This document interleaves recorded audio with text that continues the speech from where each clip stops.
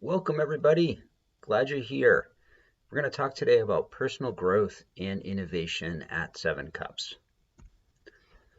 This isn't a popular idea or thought, and it's one that makes us uncomfortable, but we don't tend to grow in life when things are going good or things are easy or things are pleasant. Instead, we tend to grow when things are difficult. And Ray Dalio, he's a financial analyst, came up with this nice little formula, and I think it's a good one. Basically, pain plus reflection equals progress. I'll say it again. Pain plus reflection equals progress. When we're facing difficult challenges and we steer into them, it's painful. But as we work through them, we reflect on our lives. Sometimes we step outside of our lives and we can see ourselves in the process and we can reflect. So it's that pain plus that reflection that enables us to make changes and grow. The Stoics had a really simple way of saying this. They said the problem is the path. Another kind of sage, not so ancient, John Lennon said, life is what happens to you when you're busy making other plans, right? How many of us, we have a plan, we have an idea, we think it's going to happen, and life throws us a curveball or we go in an entirely different direction. And so what the Stoics suggested is that the planning isn't really the path. The path is the problems. So I like to think about this like if you go to a convenience store and you take a water bottle, out of the cooler, the next one slides down. There's another water bottle there. You take that one down, another one slides down. And it's kind of the same with life. Life brings you a problem, and you might try to avoid it, but eventually you have to solve it. And when you do solve it, it gives you a key insight. It gives you a key nugget. It gives you something that helps you move forward in life. And just like the water bottle coming down, you then get blessed with another problem to solve. And it just continually happens in this process. And that's how we evolve and grow. Bronfenbrenner, a long, long time ago, observed that we're part of an ecosystem. So, some of us, there's a famous graduation speech by David Foster Wallace where he talks about fish being in the water and they're not aware that they're surrounded by water. And similarly, we're in a life and we're kind of often unaware that we're surrounded by culture in the way that it impacts us. And we can't necessarily understand that there's a rich symphony happening all around us, and we're one tiny part in that. Wallace further observes that we're kind of stuck in this context of always looking at the world through our eyes. So we're like the central character in a movie. And of course, right now there's 7 billion movies going on all around the world. So I think it's helpful sometimes to zoom out and say, we're part of a larger evolutionary process, and we're just one part of that. We're one small part of that symphony. However, life is evolving in all of these different dimensions. And problem solving in your own life and helping others problem solve ends up being a great way to help us all become smarter and stronger. The key facet of humans that helps them evolve is the brain. The brain is an amazing organism. I had a neuropsychologist a friend that said to me, Glenn, you don't have a brain, your brain has you. And that always stuck with me because I think often in life, we think we've got kind of the part of our brain that represents ourself can seem bigger and more influential than it is. Just as an example, you kind of breathe, you sleep, you do all kinds of things without thinking about them.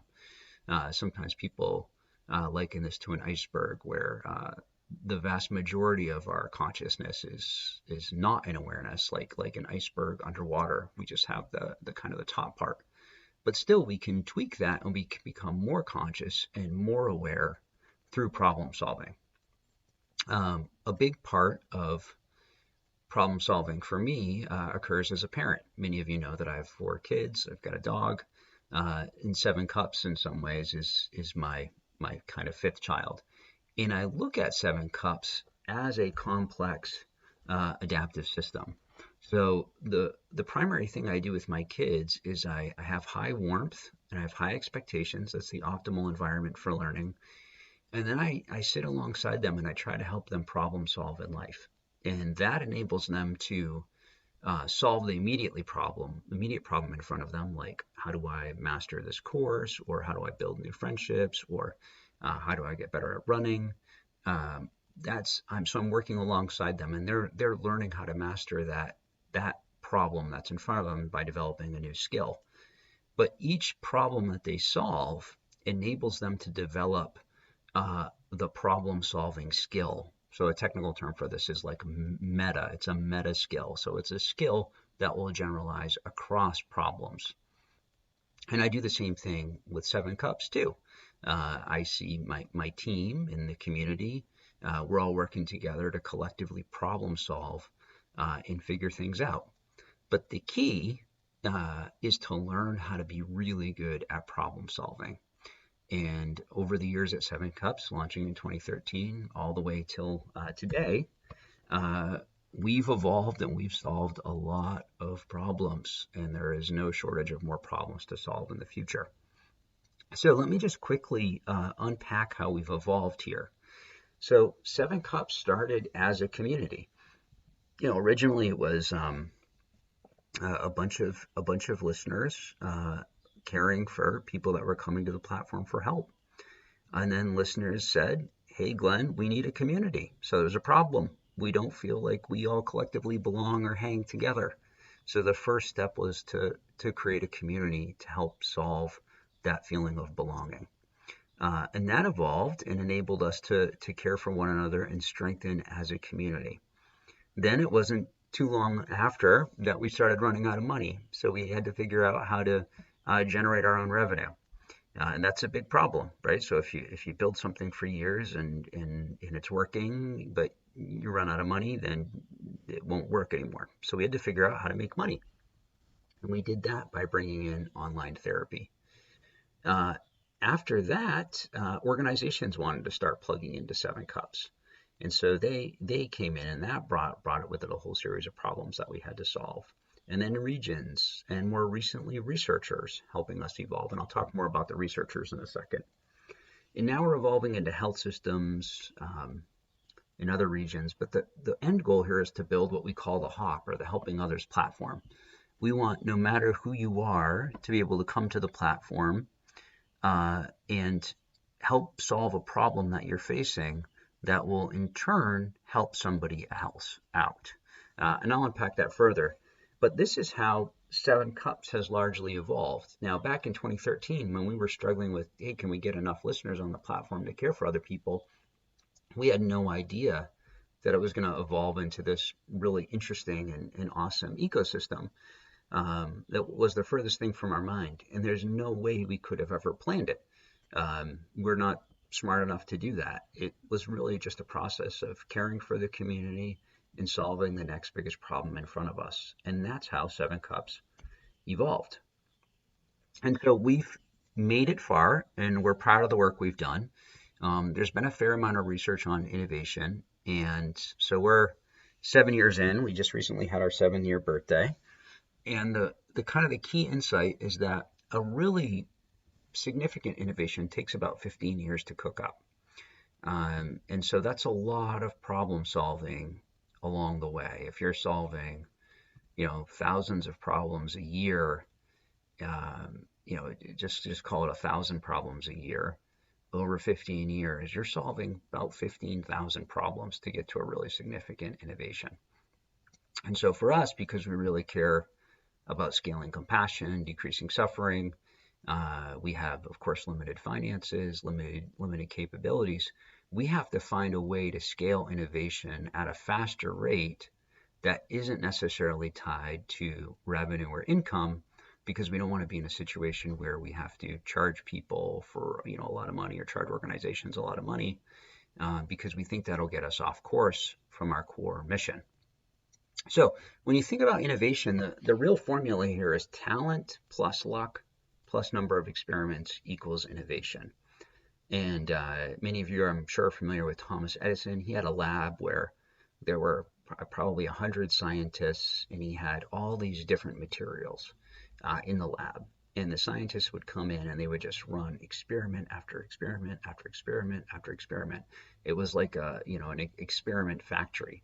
And then in that process, they would often get lucky. And they would learn something that would be a nice contribution or innovation. So when we think about Seven Cups, we think we've got tons of talented people in the community. We've got a lot of talented people on the team. And we've certainly been lucky and incredibly fortunate, but we're not able to run the number of experiments we want because we're primarily operational. We have to keep the site kind of moving and functioning. So we need to find a way to scale those experiments. So this is what we call the innovation model. So what we have is we have a lot of data. People use the platform and like exhaust from a car. If you drive a car, it leaves exhaust.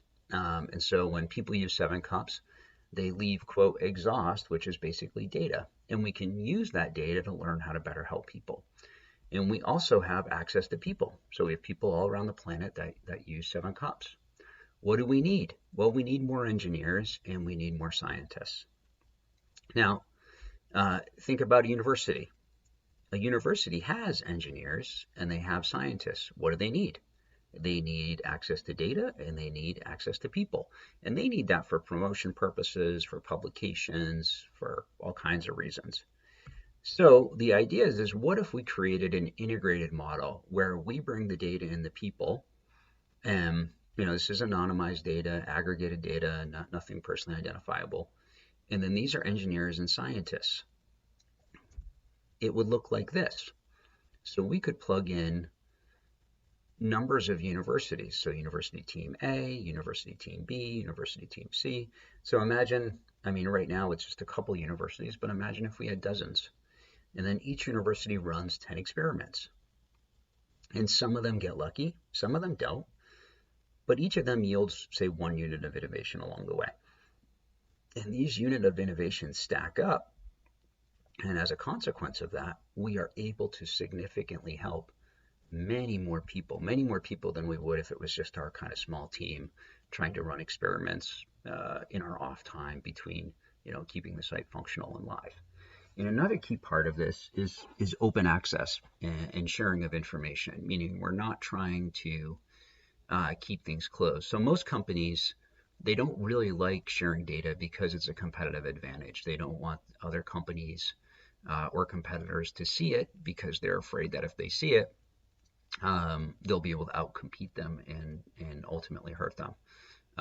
We are an impact first, revenue second company. So Seven Cups is designed to make an impact. It's designed to help people. It's not designed to generate tons of revenue.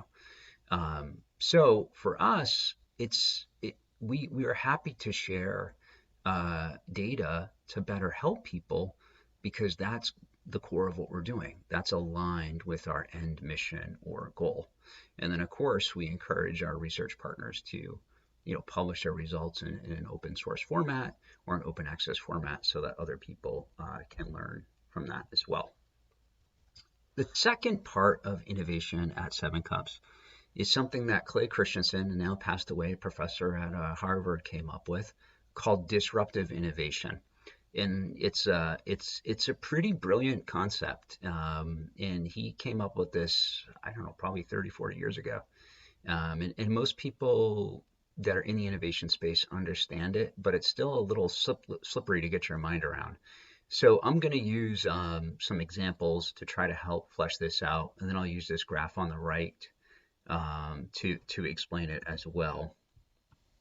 Okay, so there's basically companies can either use a sustaining strategy or a low-end disruption strategy. So a sustaining strategy is when a mature company provides a service that customers like. The service is often expensive to provide and has little room to improve. So many of you that are, I guess, probably older than 15 probably remember Blockbuster video DVD stores. So these were, in strip malls or independent buildings where you would go in and they would have a bunch of DVDs on the wall, and you would pick a DVD and then you'd go up to the counter and you'd pay for the DVD.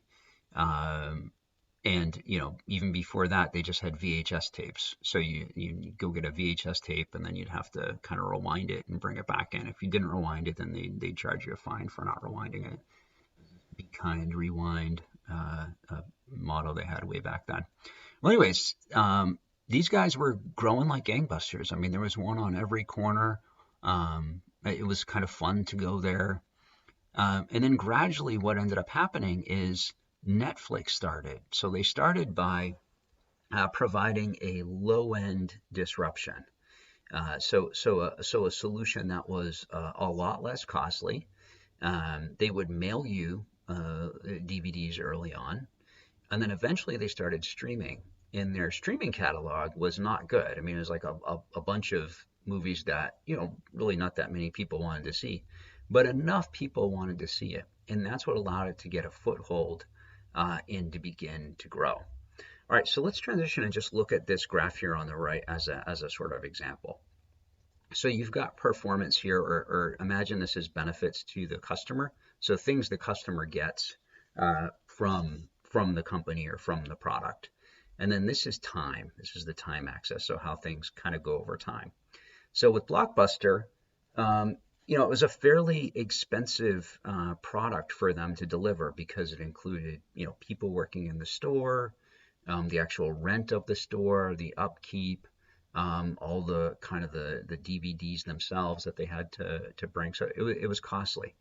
So there wasn't a lot of ways for them to, in that financial model, there wasn't a lot of ways for them to really make it all that much better for the person walking in the door. They could increase the catalog of the availability of DVDs for people to access, but that was about as high as they could get. Okay, now think about Netflix. So their financial model is a lot different, right? They don't have stores. They don't have to employ a bunch of people walking around those stores. They don't have any of that upkeep. And early on, they're not performing too highly, right? So they're not competing with the people that are going into Blockbuster and they're happy to spend $5 to rent a single DVD. They're competing with maybe people that live in rural areas or people that have less money, people that are avid movie watchers who just cycle through a ton of movies at a particular time. So they don't try to target the happy to go to Blockbuster folks. They instead target the people that either don't have enough financial resources or for whatever reason they're just not as ready to go to Blockbuster. And then what happens is over time, they get more and more people. And as they get more and more people, what happens is they are able to provide videos to people and create a better catalog as they generate more revenue, create their own movies even, until you have what really today is kind of an amazing thing on Netflix, right? Or Amazon Prime Video or whatever system you watch. But there are literally, hundreds of thousands. Like my kids, I joke with them. I say, hey guys, when I was a kid, you got 3 channels and you just watch whatever was on the television. And now you can literally stream whatever you want to stream. I mean, it's just absolutely amazing. So when you think about Netflix now, the financial model, it was a much cheaper model over the Blockbuster model. And then over time, as it's serving more and more users, it's getting smarter, it's learning, it's solving more problems, it's figuring more things out. And then eventually, it's way up here and it provides a much, much better product at way more affordable a cost. So it doesn't cost anywhere near as much as the Blockbuster strategy, but the value or what the end user gets is so much better. So how does Seven Cups in an integrated model work in a way that might be disruptive? So health systems provide care primarily through real estate. So they have physical offices and they have employees that they employ. and they provide a great service, but they have a little ability to innovate beyond the current model of providing services for X amount of money in either an online or offline environment. Now think about Seven Cups. We provide, our goal is to scale emotional support for free. So we train volunteers, we help them grow professionally, and they care for our people seeking help or our members at no additional cost, just out of the kindness of their hearts. And what's great about this is we don't have an office. We are a remote team. Nobody has to come visit us in a physical space to be cared for. It all happens online.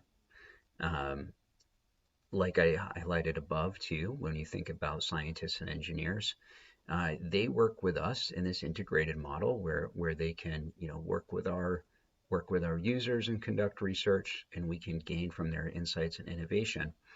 And this enables us to scale or innovate or make gains in ways that are not tied to costs. So if I had to find ways to pay for all those scientists and engineers, it would cost me tens of millions of dollars a year.